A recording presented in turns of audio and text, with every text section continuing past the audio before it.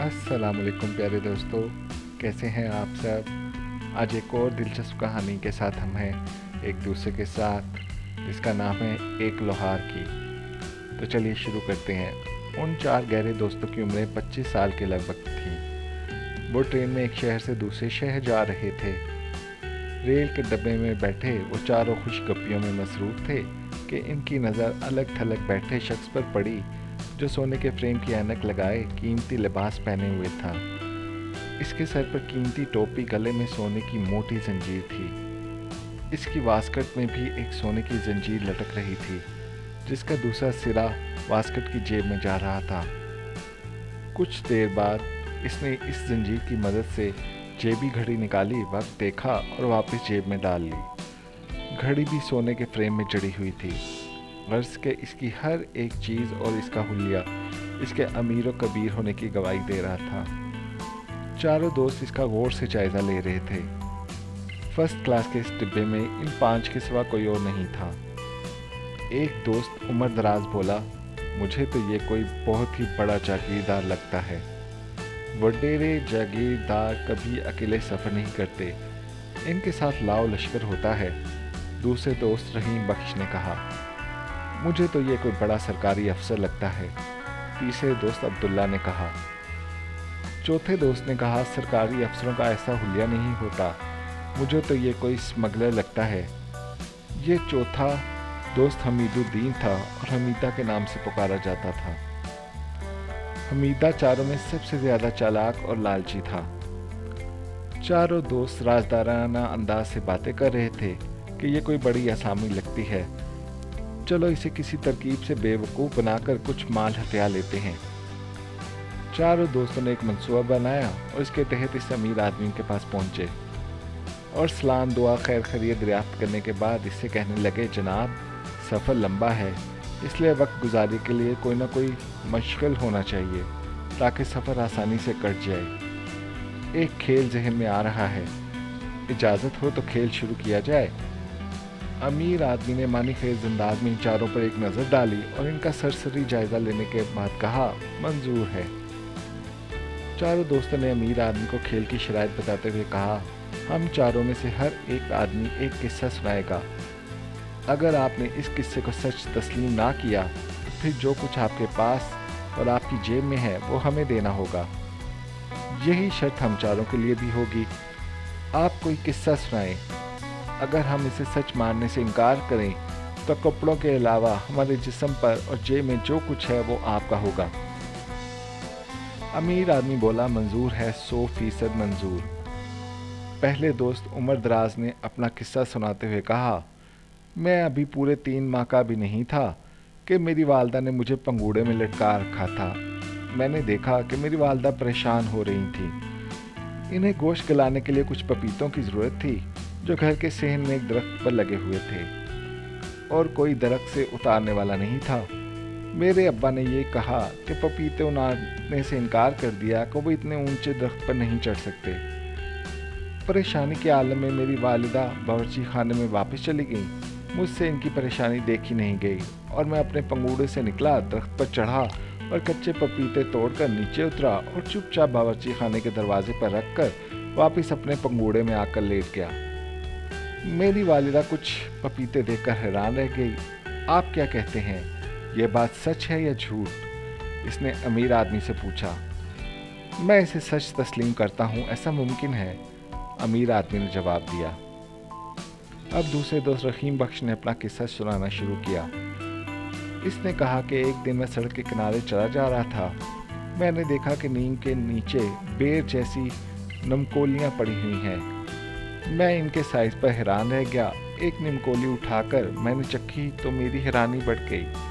वो शहद की तरह मीठी थी। निमकोलियाँ खाने के शौक़ में मैं दरख्त पर चढ़ गया और ताज़ा ताज़ा खूब निमकोलियाँ खाईं। लेकिन अब मसला ये था कि दरख्त से उतरूँ कैसे। चढ़ना तो मुझे आता है, उतरना नहीं आता। चुनांचे मैं सीढ़ी वाले की दुकान पर पहुंचा, इसे किराए पर सीढ़ी ली, इसे लगाकर मैं दरख्त से उतरा। निमकोलियों के शहद की तरह मीठे होने पर आपका क्या ख्याल है? रहीम बख्श ने अमीर आदमी से सवाल किया। निमकोलियाँ मीठी हो सकती हैं, बिल्कुल हो सकती हैं, मैं इसे सच तस्लीम करता हूँ। اور آپ کی عقل کی داد دیتا ہوں کہ آپ نے درخت سے اترنے کا بڑا اچھا طریقہ استعمال کیا، امیر آدمی اطمینان سے بولا۔ دوسرے دوست کا وار بھی خالی گیا۔ تیسرا دوست عبداللہ میدان میں آیا۔ اس نے اپنا قصہ سناتے ہوئے کہا کہ میں چند دوستوں کے ہمراہ شمالی علاقہ جات کی سیاحت پر گیا۔ اس کے علاقے کی قدرتی حسن اور مسحور کن خوبصورتی سے میں اتنا متاثر ہوا کہ چلتے چلتے جنگل میں داخل ہو گیا اور مجھے پتہ ہی نہیں چلا۔ جنگل میں جانے سے مقامی لوگوں نے منع بھی کیا تھا کہ وہاں ایک آدم خور شیر رہتا ہے۔ وہی ہوا جس کا ڈر تھا۔ شیر اچانک سامنے آ گیا اور لگا دھاڑنے۔ اس کی دھاڑ سے پورا جنگل لرز رہا تھا، لیکن میں پرسکون کھڑا رہا۔ میں نے شیر کو سمجھایا کہ وہ مجھے کھانے کی کوشش نہ کرے، میں عام آدمی نہیں ہوں، تیرا جبڑا توڑ دوں گا، لیکن وہ نہ مانا اور مجھ پر حملہ آور ہوا۔ جیسے ہی منہ پھاڑ کر میرے اوپر وار کیا، میں نے اس کا نچلا جبڑا اپنے ہاتھ سے اور اوپر کا جبڑا بائیں ہاتھ سے تھام لیا۔ وہ اپنا منہ بند کرنے کے لیے زور لگا رہا تھا، جبکہ میں اس کے جبڑوں کی جنبش نہیں کرنے دے رہا تھا۔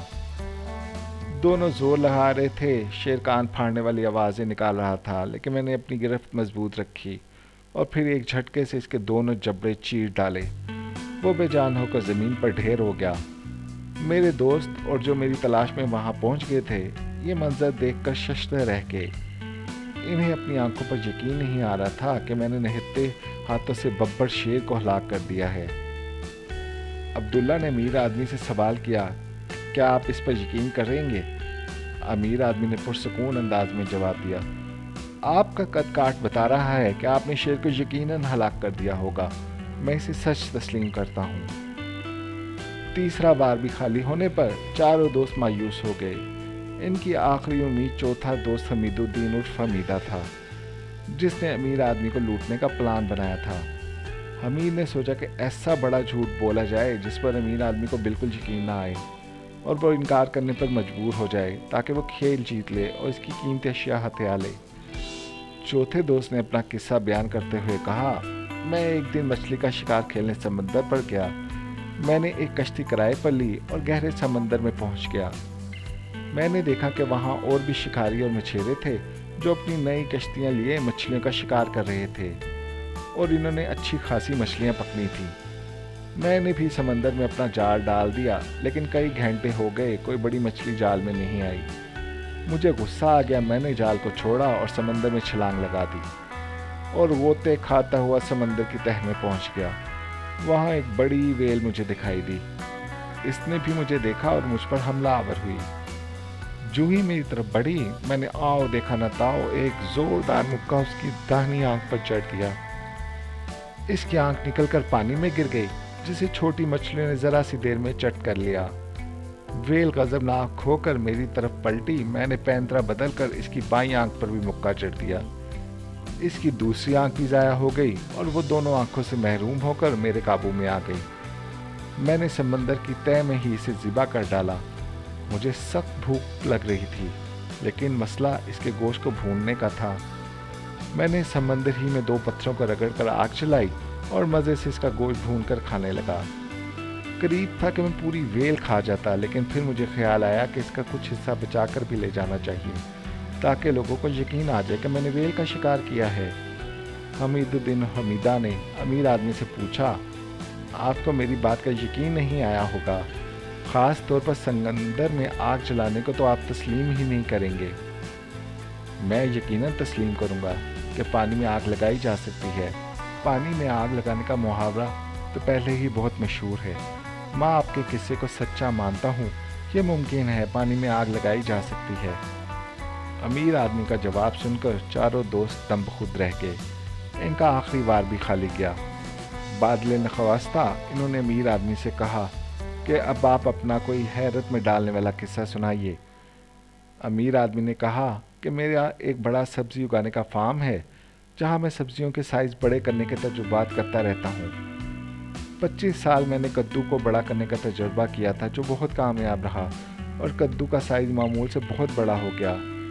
اس طرح 4 کدو تیار ہوئے تھے اور جب میں نے انہیں کاٹا تو ہر کدو میں سے ایک انسانی بچہ نکل آیا۔ وہ چاروں لڑکے تھے۔ میں نے انہیں پالا پوسا اور جوان کیا वो मेरे खेतों और फार्मों पर काम करते थे।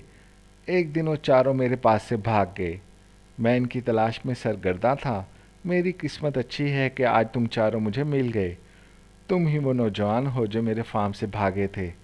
अब तुम्हें वापस मेरे साथ चलना होगा और मेरे फार्म पर खेतों में काम करना होगा, क्योंकि तुम मेरी मलकियत हो। बोलो, मेरी बात पर यकीन है या नहीं? मेरे किस्से को सच्चा मानते हो या नहीं? अमीर आदमी ने पूछा। चारों दोस्त शशोपंज में पड़ गए। अगर अमीर आदमी के किस्से को वो सच्चा मानते हैं तो इन्हें तमाम उम्र गुलाम बनकर इसके खेतों में काम करना होगा, और अगर झूठ करार देते हैं तो इन्हें अपनी जेबों की रकम, हाथ की अंगूठियों, घड़ियों और गले की सुनहरी जंजीरों से महरूम होना पड़ेगा।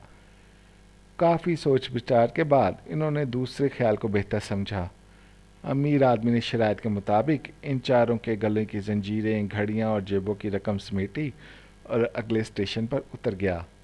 यानी इसे कहते हैं 100 सुनार की, एक लोहार की। तो बताइए दोस्तों, आपको ये कहानी कैसी लगी? प्लीज़ कमेंट बॉक्स में लिखिएगा। अल्लाह हाफिज़।